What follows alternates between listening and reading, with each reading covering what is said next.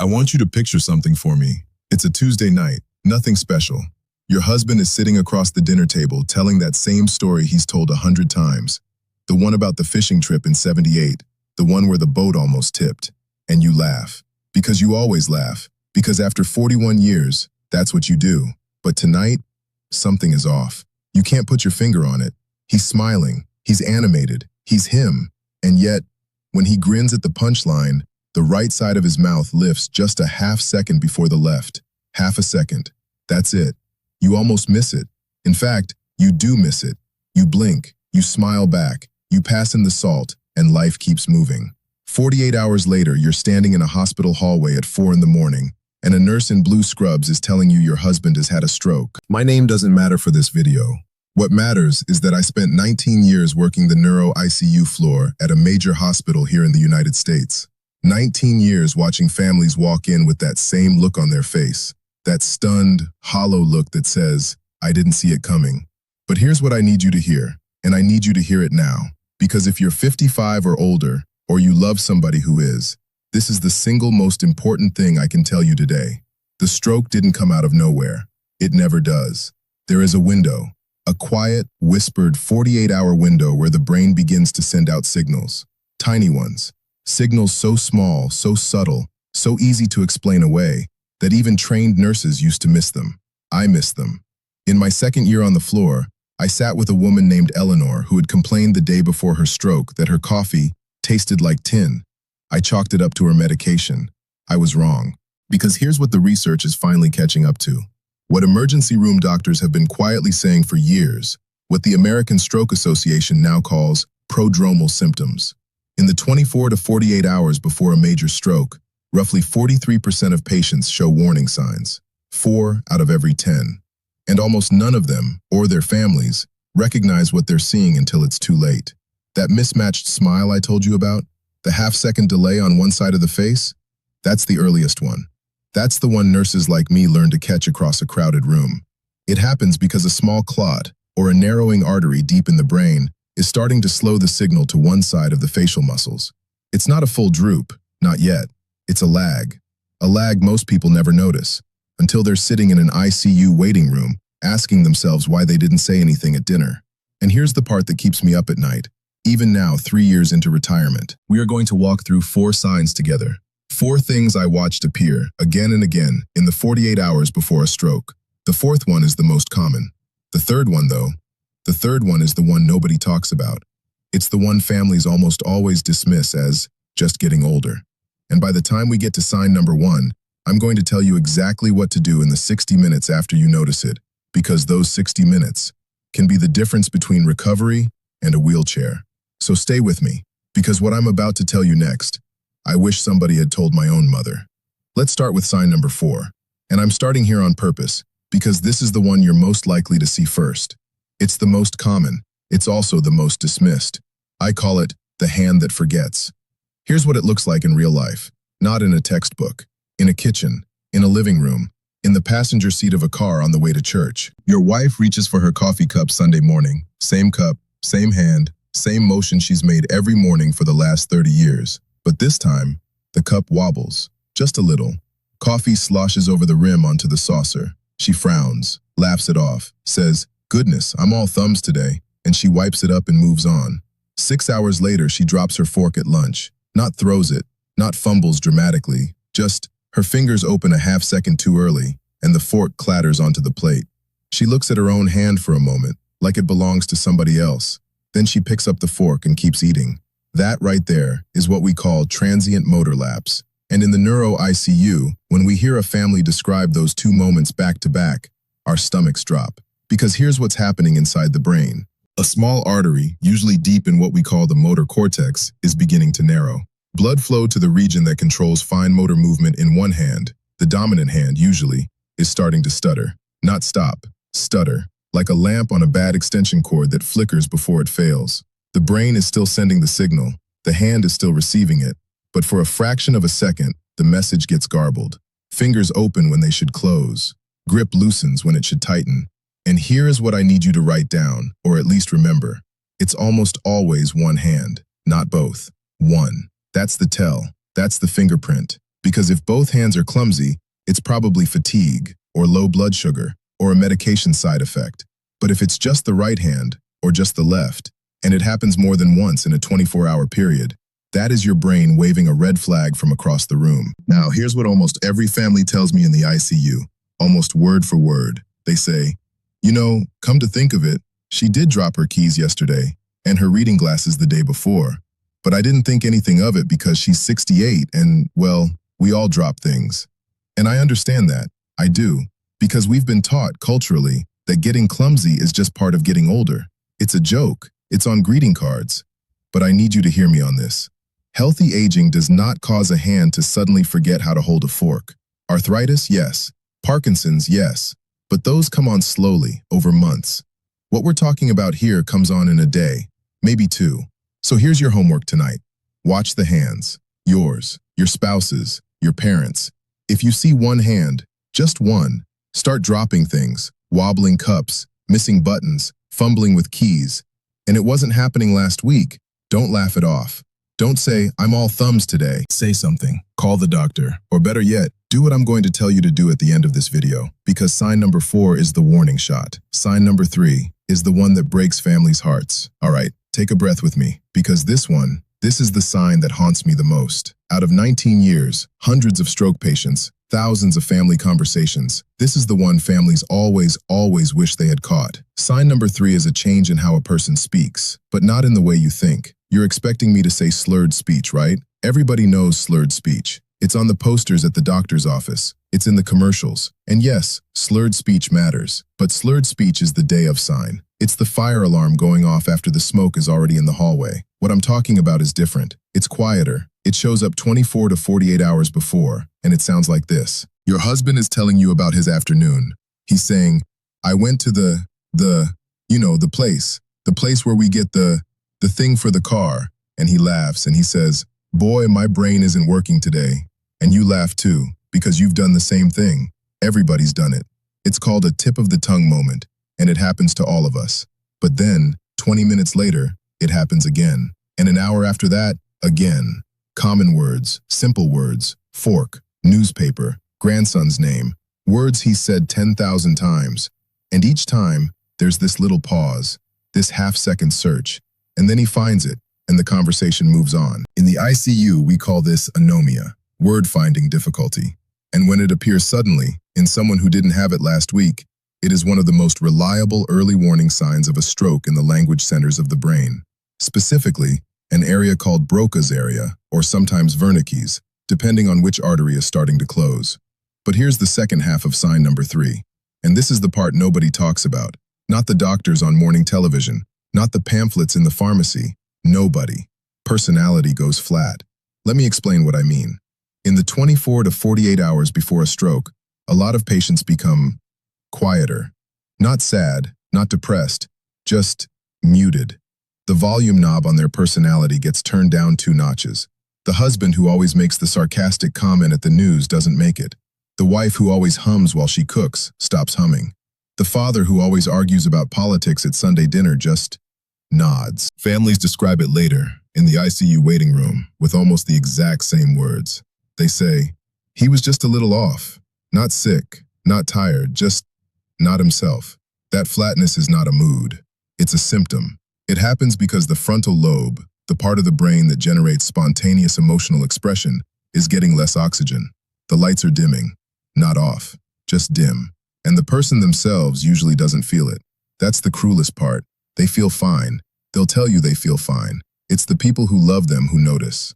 I once had a woman tell me, 3 days after her husband's stroke, I knew something was wrong on Thursday. He watched an entire Cowboys game without yelling at the television. Not once. And I didn't say anything, because who complains about their husband being calm? She cried when she told me that.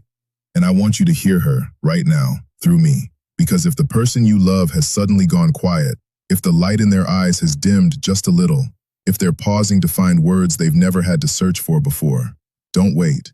Don't explain it away. Don't say he's just tired, because sign number 2 is coming next. And sign number 2 usually shows up at 3 in the morning. 3 in the morning. That's when sign number 2 almost always shows up. And there's a reason for that, which I'll explain in a minute.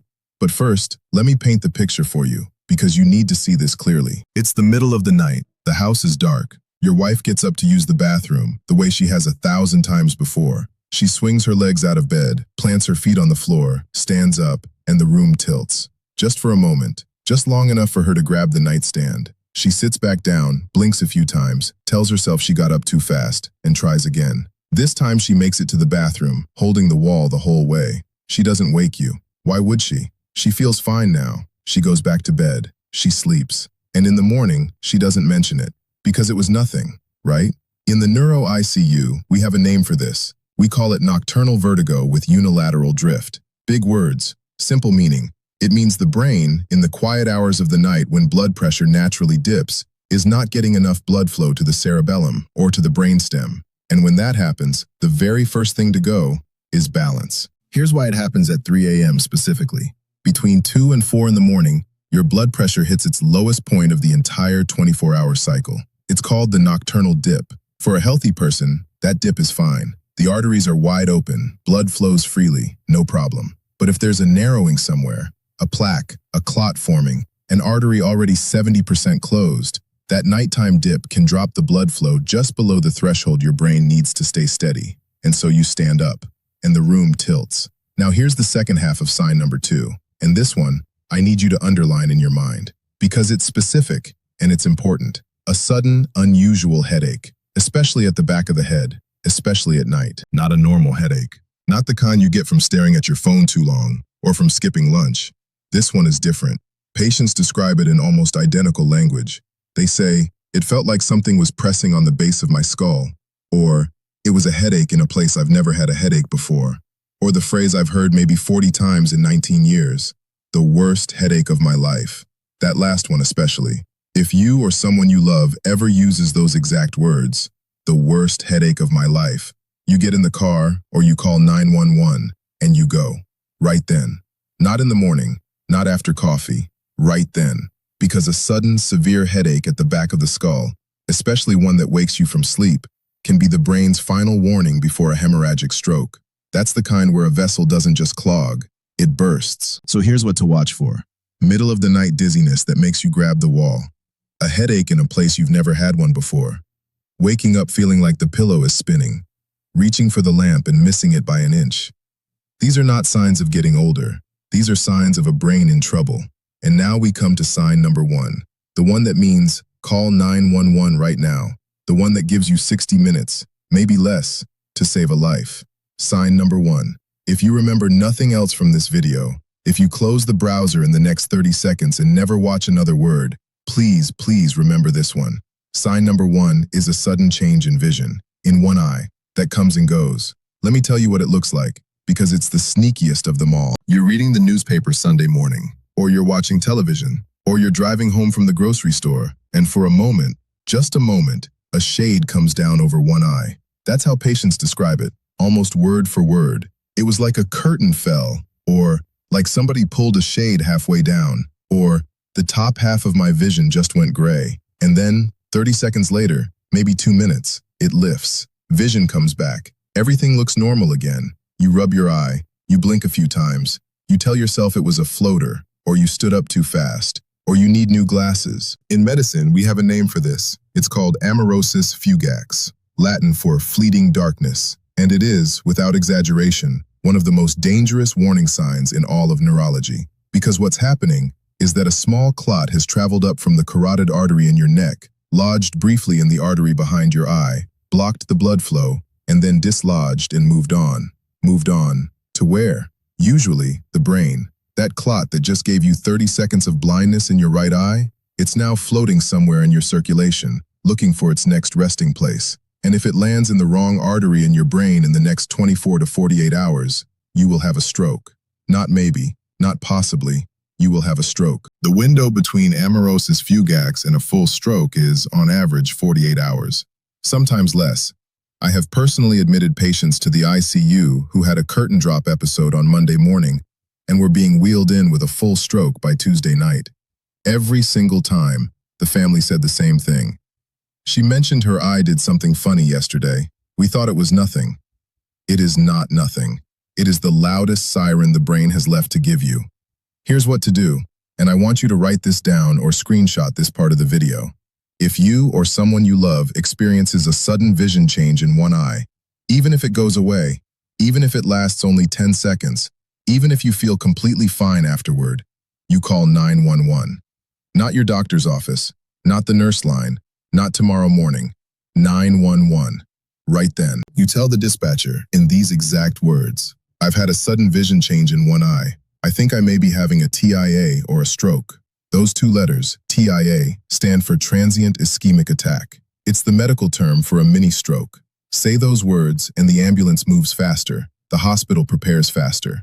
The clot-busting medication called TPA gets ready faster. And here's the number I need you to remember: 60 minutes. From the moment symptoms begin, you have roughly a 60-minute golden window where TPA can dissolve the clot and, in many cases, prevent the stroke from ever happening. After that window closes, the damage becomes permanent. Every minute you wait, roughly 1.9 million brain cells die. Not exaggeration. That's the number the American Heart Association publishes. So the next time a shade comes down over one eye, you do not wait to see what happens. You call, right then. And in the next chapter, I'm going to tell you exactly what to do in that first hour. All right, deep breath. This is the chapter that saves lives. So stay with me for 4 more minutes. You've noticed a sign. Maybe the mismatched smile at dinner. Maybe the wobbling coffee cup. Maybe the shade coming down over one eye.